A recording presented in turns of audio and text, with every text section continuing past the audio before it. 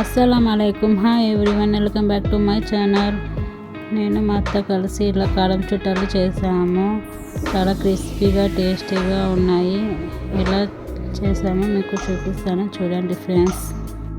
2 కేజీలు బియ్యము కడిగి ఆరబోసి మనం తెరుచుకొని పెట్టుకోవాలా. 2 కేజీల బియ్యానికి 1/2 కేజీ శనగబ్యాళ్ళు అవి కడిగి ఆరబోసుకొని మనము 1/4 కేజీ ఉద్దిబ్యాళ్ళు 100 గ్రాములు వచ్చి పప్పులు వేసి మనం అన్నీ దూరగా ఎంచుకోవాలి. బియ్యం అంత తడి పడిగా అన్నట్లు ఉంటాయి. ఆ బియ్యం మనం దూరగా స్టవ్ ఆన్ చేసి బల్లి పెట్టి దూరగా ఎంచుకోవాలి. దూరగా అయిపోయిన తర్వాత కొన్ని వేసుకోవాలి. అన్నీ ఒకేసారి 2 కేజీలు వేసుకుంటే ఏగవు కదా, మనకి 3 సార్లు 4 సార్లు పడగా దూరగా వేయించుకోవాలి. కొన్ని వేసుకొని వేయించుకున్న తర్వాత మళ్ళీ శనగబ్యాళ్ళు దూరగా వేయించుకొని అవి దాంట్లోకే మిక్సింగ్ చేసుకోవచ్చు. మళ్ళీ అవి అయిపోయినాయి కదా, శనగబ్యాళ్ళు వేయించినాము.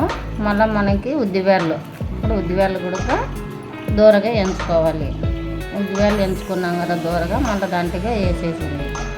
వేయించుకున్న తర్వాత మళ్ళీ పప్పులు 100 గ్రాములు వేసి అవి దూరగా వేసి మనకు తగినంత కారం ఉండాలంటే పొడి అయినా వేసుకోవచ్చు, లేదంటే ఒట్టిమిరపకాయలు ఉంటే మనకి దాంట్లోనే వెచ్చగా చేసుకొని దూరెచ్చగా దాంట్లోకే మనకి మిక్సీ ఇప్పుడు దూరగా వేయించుకున్నామా దాంట్లోకి తొట్టాలు తీసి తగినంత కారం వేసి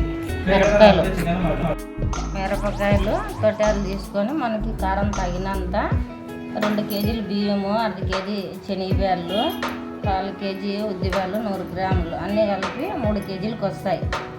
మనకి 3 కేజీలకు తగినంత మిరపకాయలు తొట్టాలు వేసి దూరగా వేయించుకొని దాంట్లోకి వేసుకోవాలి. తుంచి వేసుకొని మనకి దాంట్లోనే ఇప్పుడు ఉప్పు ఉడక మనం కలుపుకున్నప్పుడైనా వేసుకోవచ్చు, లేదు మళ్ళీ మనకి ఎందుకు మర్చిపోతామేమో అంటే గ్రైండర్లోకి రాళ్ళు ఉప్పు వేసుకొని, నైస్ ఉప్పు అంటే సరిగ్గా అందరికి తెలియదు కదా, కొంతమందికి రాళ్ళు ఉప్పు వాడే వాళ్ళు ఉంటారు.